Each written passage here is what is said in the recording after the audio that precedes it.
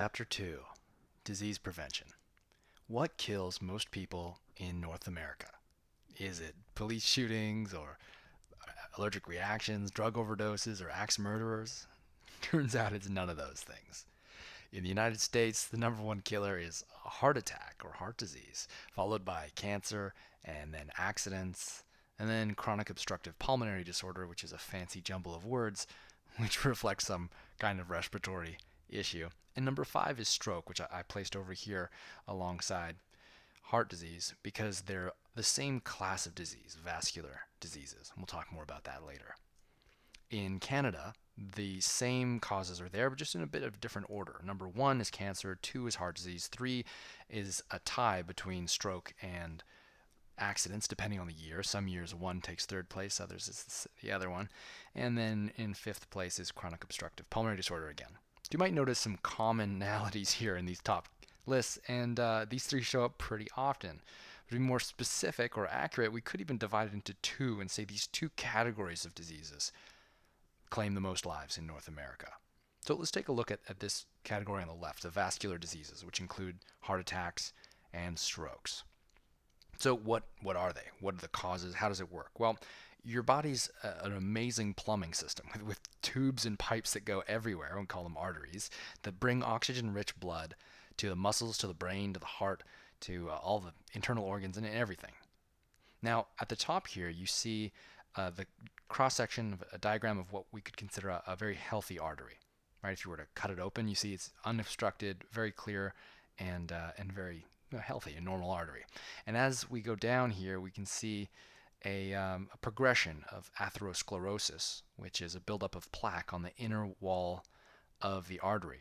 Now, the results of this buildup are that the walls become less and less flexible, and it can restrict blood flow through this artery. Eventually, there can even be a rupture, and that can create sort of a clot, a blood clot that can block the artery completely. And if that happens, then the blood that would otherwise flow through just gets stopped here. So if there's a rupture, this could fill up, and then the flow would stop. Now, if that is an artery that goes to the heart, and the heart is has a restricted blood flow, then that's a heart attack. And if instead it is at the brain, and there's a clot in the brain, and the brain's not getting the nutrients and the oxygen-rich blood it needs, then that would be a stroke. So here's a quick public service announcement, just the signs and symptoms of heart attacks. Chest pain's a real common one. Shortness of breath can be another. Sweating at times, fatigue or nausea, those can mix into it. And there are slight distinctions between the genders and the symptoms that show up, but it's not so much worth memorizing the differences as it is just getting a overall sense of these symptoms. Strokes, on the other hand, have a slightly different symptoms. There's an easy acronym to remember them by, FAST, F-A-S-T. When someone is suffering from a stroke, oftentimes half of their face will become paralyzed or less able to move. Similarly, so that's F for facial palsy. A, if you ask them to lift their arms up, likely they'll have a hard time lifting one of their arms. So their arm will not be able to move as much. And S, for speech, they may not be able to speak very clearly. They might not be able to pronounce their words properly. They might be slurring their speech. And if those things are happening and they're not drunk, and that doesn't explain why their speech is slurred, it's time to call 911. Because every second that they do not get the care that they need, more brain cells are dying when there's that block in the brain. So that's enough about that. Let's talk about cancer now. So what is cancer all about? How does that work? Well, basically all the cells in your body have a lot of really great roles, and sometimes some of them could separate and grow uncontrollably and then travel to different parts in the body where they cause issues. That's a very simplified version of it, and that process of them traveling around after replicating beyond control is called metastasis. But you don't have to memorize that. Anyway, that's an idea of what that is all about. Now, why talk about this? Why go over these vascular diseases and cancer and understand what they're all about? Well, they are the top killers in North America, and a lot of pieces of the puzzle of why they arise are totally within your control. So let's take a look first at the piece that you can't control. And that includes heredity. You can't control your genetics, and that comes with a certain risk profile. You can't control your age. You can lie about it to get into a club, but you cannot control your age. And as you get older, your likelihood of developing these diseases increases. And your sex, your biological sex, men are at a higher risk of developing coronary artery disease or heart attacks. And that is likely due to the way that men typically store fat differently than women based on the hormone profiles. Now, there are different diseases that different sexes will be more prone to, and that's another thing that is largely outside of your control.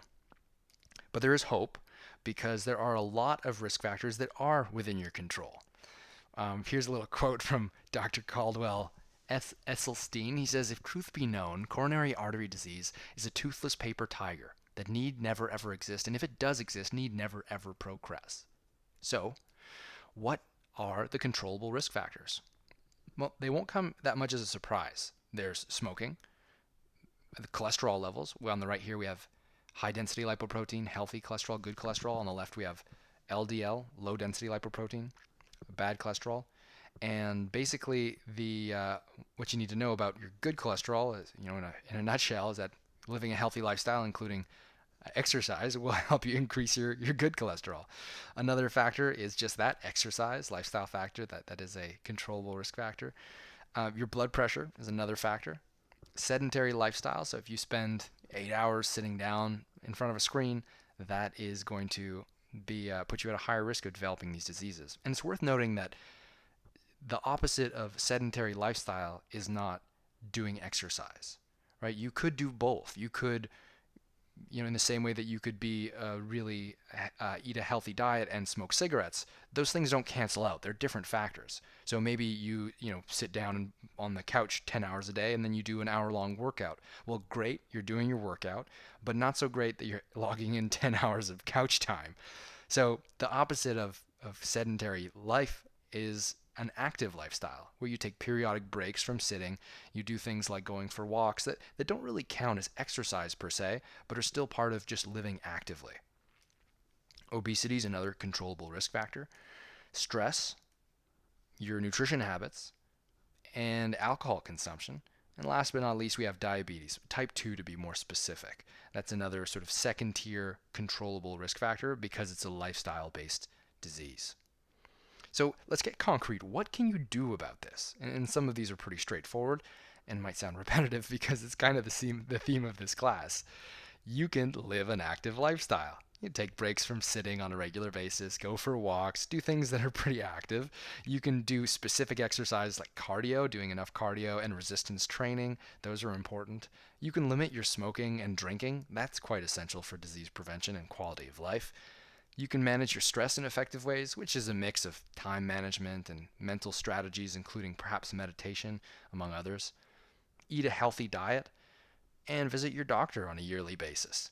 Those are things that you can do concretely to improve your health in the short and in the long term. So the point of this presentation isn't to scare you about heart disease and cancer. It's to really open your eyes to the idea that you're making choices every day. And your lifestyle choices have a huge impact on your quality of life. And some of those impacts won't be seen for years. And it's kind of important that you make the right choices now. So I invite you to make the best life choices you can so that you can live a happy and fantastic life. Thank you very much.